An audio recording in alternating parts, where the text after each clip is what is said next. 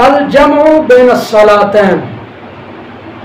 دو نمازوں کو جمع کرنا، اس کی دو صورتیں ہیں، ایک ہے جمع حقیقی اور نمبر دو جمع سوری۔ جمع حقیقی کیا ہے کہ دو نمازوں کو ایک وقت میں ادا کرنا، کسی بھی ایک نماز کے وقت میں دو نمازوں کو جمع کر کے ادا کرنا جمع حقیقی ہے۔ اور جمع سوری یہ ہے کہ دو نمازیں اس طرح اکٹھی کریں کہ پہلی نماز کا وقت آخری مراحل میں ہو تو اس نماز کو ادا کریں اور اگلی نماز کو ابتدائی وقت میں ادا کریں۔ یہ جمع سوری ہے کہ حقیقتاً یہ جمع نہیں ہے۔ حاجی کے لیے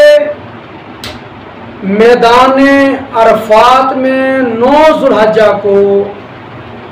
ظہر اور عصر کی نماز کو ظہر کے وقت میں ادا کرنا اور مغرب کی نماز عشاء کے وقت میں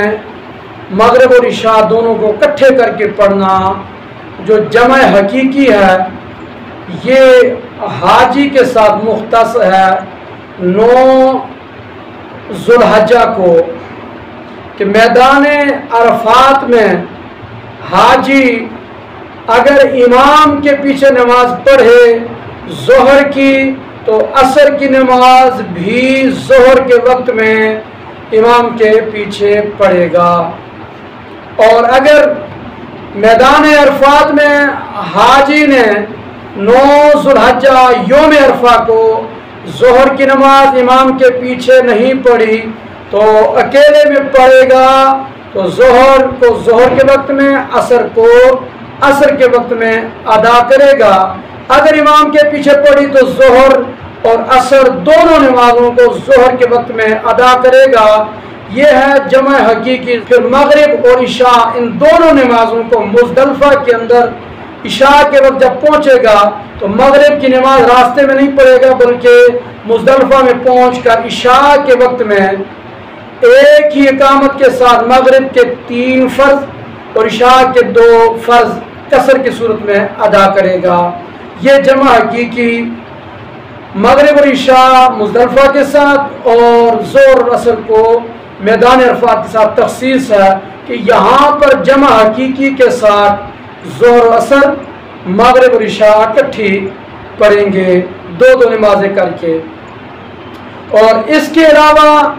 دنیا کے کسی بھی کونے میں کسی بھی وقت میں کسی بھی نمازی کے لیے جائز نہیں عند الاحناف